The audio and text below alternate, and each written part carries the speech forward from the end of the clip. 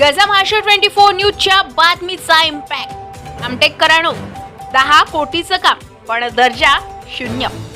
विकासाच्या नावाखाली फसवणूक, सरकारी पैशांचा खेळ आणि जनता फक्त बघायची भूमिका. बस स्थानक बांधलं जाते की भ्रष्टाचाराचं अड्डं उभारलं जाते. निकृष्ट वाळू कुणाच्या आशीर्वादाने टाकली जात होती आणि 1 वर्षभर चोरीची वीज वापरून कुणाचे खिसे भरत होते. होय, हे प्रश्न आम्ही विचारले आणि याच प्रश्नांनी हलवलं संपूर्ण प्रशासन.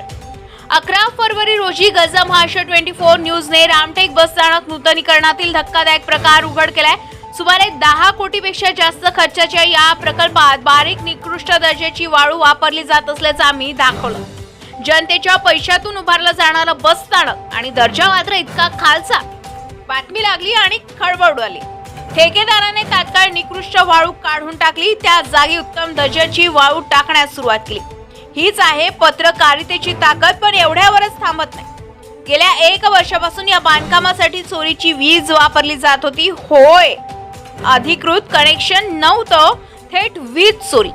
महावितरण रामटेक विभागानं छापा टाकला. वीज चोरीचा पर्दाफाश झाला आणि तात्काळ वीज पुरवठा खंडित करण्यात आलाय. आता काय झालंय? ठेकेदाराने अधिकृत वीज मीटरसाठी अर्ज भरलाय. म्हणजेच बातमीचा थेट इम्पॅक्ट. इतकंच नाही, स्थानिक कामगारांचे थकीत पैसे अडवले गेले होते. घाम गाळणाऱ्या मजुरांचे हक्काचे पैसे रोखले होते. पण बातमी झळकली, आवाज उठला आणि आता या कामगारांना त्यांचे थकीत पैसे मिळाल्याची माहिती देखील समोर आली आहे. ही केवळ बातमी नव्हती, ही होती जनतेसाठी लढणारी धडक पत्रकारिता. गजा महाराष्ट्र 24 न्यूजने प्रश्न विचारले आणि उत्तर द्यायला प्रशासनाला भाग पाडलं. रामटेककरांनो, जर आपण शांत बसलो असतो तर हे सगळं चालूच राहिलं असतं का? तुमच्या मते अशा प्रकारांवर कडक कारवाई व्हायला पाहिजे का? ठेकेदारांवर गुन्हे दाखल व्हावेत का? तुमचं मत आम्हाला नक्की कळवा, कमेंट करून सांगा. तुम्ही आमच्या या धडक पत्रकारितेला समर्थन देता का? व्हिडिओ शेअर करा, कारण ही फक्त बातमी नाही, ही आहे जनतेच्या हक्काची लढाई. गजा महाराष्ट्र 24 न्यूज करिता पंकज चौधरी, रामटेकना. आपण मागच्या आठवड्यामध्ये रामटेक बस स्थानक या विषयावर आपण एक विषय घेतला होता. त्या विषयामध्ये असं होतं की या बस स्थानकच्या निर्माण कार्यामध्ये जे होणारा भ्रष्टाचार, म्हणजे वापरण्यात येणारी वाळू आणि दुसरं इलेक्ट्रिक विद्युत, त्याच्यानंतर तिसरं असं विषय होता की इथले स्थानिक जे वेंडर आहे, व्यावसायिक आहे, त्यांचं कुठेतरी इथे काम चालत होतं.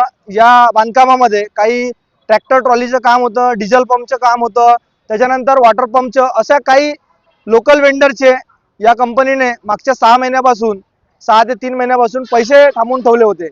ते सातत्याने प्रयत्न करत होते, परंतु यांना उडवाउडवीचे उत्तर देत होते. तो विषय सुद्धा आम्ही कालच्या तारखेमध्ये तो मार्गी लावलं आणि जो आम्ही विषय हाती घेतला होता त्याच्या सांगण्याची एकच पर्याय की हे खोटं बोलून आम्हाला सांगत होते की आम्ही सर्व बरोबर करत आहोत.